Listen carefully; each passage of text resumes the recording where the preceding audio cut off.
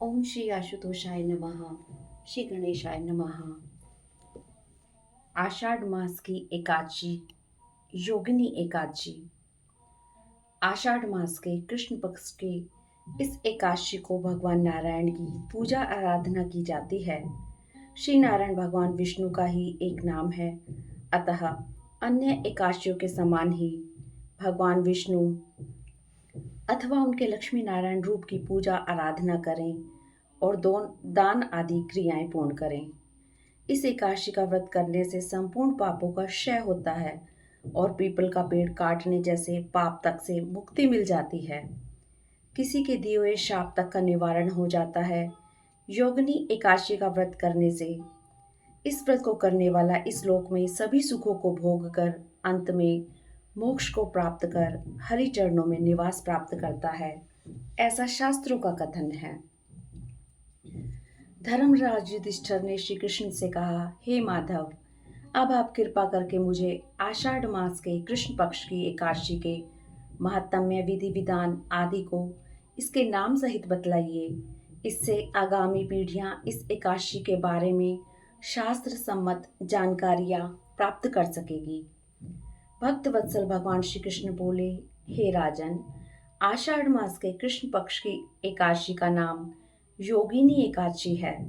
समस्त पापों को क्षय करने वाला और इस लोक में सभी सुख और अंत में मोक्षदायक है इस एकादशी का व्रत।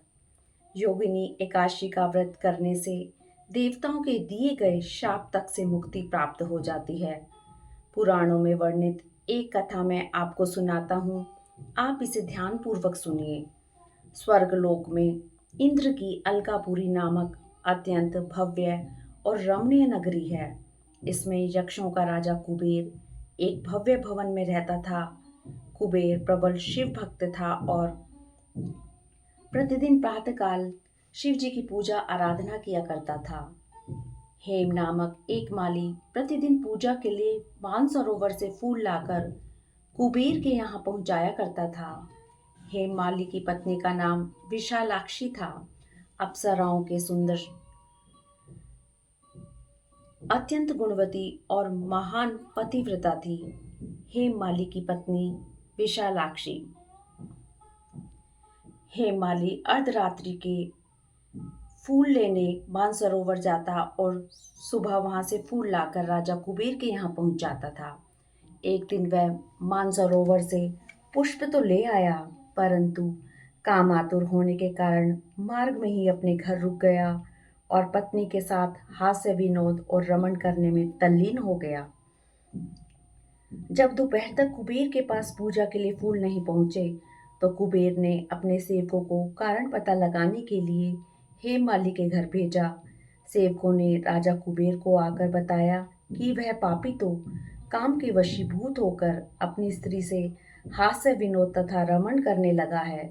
यह सुनकर कुबेर ने क्रोधित होकर हेममाली को बुलाकर लाने की आज्ञा दी। हेममाली भय से कांपता हुआ कुबेर के सामने उपस्थित हुआ।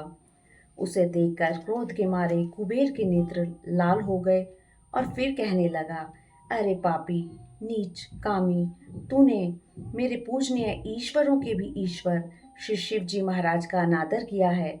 इसलिए मैं तुझको श्राप देता हूँ कि तू स्त्री का वियोग सहेगा और मृत्युलोक में जाकर कोढ़ी होगा। कुबेर के शाप के कारण वह माली स्वर्ग से पृथ्वी पर जा गिरा और उसी क्षण कोढ़ी हो गया।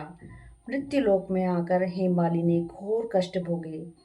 भयानक जंगलों में बिना अन्न और जल के भटकता रहा। रात्रि को भी निद्रा नहीं आती थी, परंतु शिव जी की पूजा के प्रभाव से उसको पिछले जन्म की स्मृति का ज्ञान अवश्य रहा। घूमते घूमते एक दिन वह मार्कंडेय ऋषि के आश्रम में पहुंचा। हेमवाली वहां जाकर उसके चरणों में गिर पड़ा। उसको देखकर मार्कंडेय ऋषि बोले, तूने कौन से ऐसे पाप किए हैं जिससे तू कोढ़ी होकर महान दुख भोग रहा है? हेममाली बोला, हे मुनि, कुबेर का सेवक हूँ। मैं राजा की पूजा के लिए प्रतिदिन पुष्प लाया करता था। एक दिन अपनी स्त्री के साथ विहार करते करते देर हो गई और दोपहर तक पुष्प लेकर न पहुंचा तो उन्होंने मुझको श्राप दिया। कि तू अपनी स्त्री का वियोग सहते हुए मृत्युलोक में जाकर कोढ़ी बनकर दुख भोग। इससे मैं कोढ़ी हो गया और महान कष्टों को भोग रहा हूँ। आप कोई ऐसा उपाय बताइए जिससे मेरी मुक्ति हो। हेममाली की यह व्यथा सुनकर ऋषि बोले, तूने मेरे सन्मुख सत्य वचन कहे हैं, इसलिए मैं तेरे उद्धार के लिए एक व्रत बताता हूँ। यदि तू आषाढ़ मास के कृष्ण पक्ष की योगिनी नामक एकादशी का विधि पूर्वक व्रत करेगा तो तेरे समस्त पाप नष्ट हो जाएंगे। इस पर हेममाली बहुत प्रसन्न हुआ और मुनि के वचनों के अनुसार योगिनी एकादशी का विधि पूर्वक व्रत किया, जिसके प्रभाव से वह फिर अपने पुराने रूप में आ गया और अलकापुरी पहुंचकर अपनी स्त्री के साथ आनंद पूर्वक रहने लगा। हे राजन, इस योगिनी एकादशी की कथा पढ़ने अथवा सुनने का फल ही 88 सहस्त्र ब्राह्मणों के भोजन कराने के बराबर है, जबकि इसका व्रत करने पर तो समस्त पाप दूर होकर अंत में स्वर्ग की प्राप्ति होती ही है। हरि ओम तत्सत। हरि ओम तत्सत। ओम नमो भगवते वासुदेवाय। वासुदेवाय हरि वासुदेवाय। ओम नमो भगवते वासुदेवाय। वासुदेवाय हरि वासुदेवाय।